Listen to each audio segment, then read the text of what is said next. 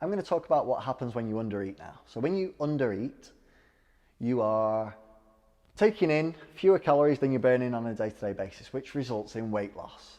But is that weight coming from your fat stores, which is where most people want to lose their weight from?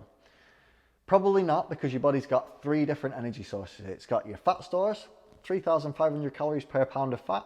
But if you undereat by 3,500 calories, it doesn't necessarily come from your fat stores, because you've also got carbohydrate stores. You've got glycogen, which is stored in your muscles, your liver and your blood, and that can account for about 2,000 calories, which is about 500 grams, which is more than a pound in weight. And then you've also got your protein stores, which are things like your connective tissues, your muscles, your bones, etc. So basically anything in your body can be used as energy to fuel your day. This means that when you undereat by 3,500 calories, some of that energy will come from fat, some from carbs, some from your protein stores. So therefore, you're not going to lose a pound of weight in body fat when you undereat by 3,500 calories.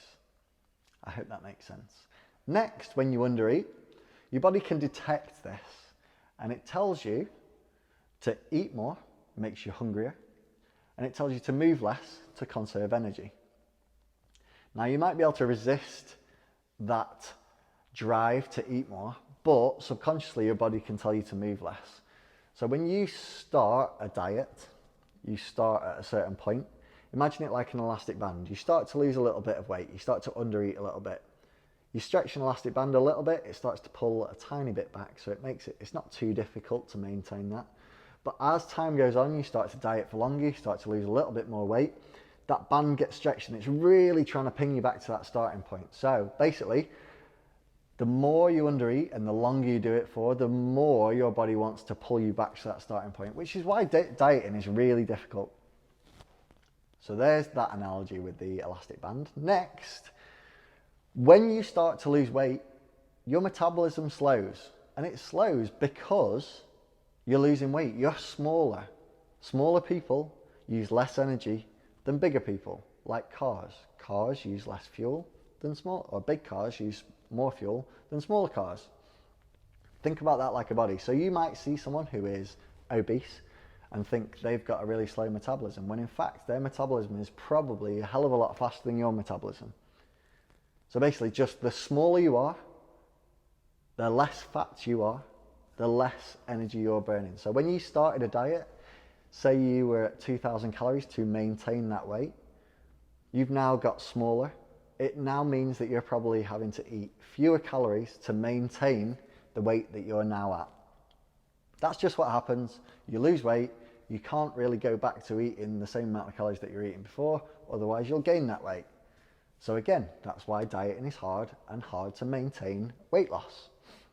Another thing that happens, which is even worse than that, is that when you've lost a significant amount of weight, or when you've been dieting for a long period of time, something called metabolic adaptation occurs. And because your body wants you to get back to that start point, when you've lost a significant amount of weight, it's told you you're hungrier, it's told you to move less, but you're still resisting that. It starts to think, well, I'm going to make your daily calorie expenditure even lower. So when you've lost, say, 10 to 15% of your body weight, rather than just lowering your metabolism by that amount, it's going to go above and beyond that and lower your metabolism even more, which makes weight loss or weight maintenance even harder when you've lost a significant amount of weight. So there you go. That's really why dieting is hard. There's a few conditions like polycystic ovary syndrome, where your basal metabolic rate is probably lower than someone who doesn't have polycystic ovary syndrome.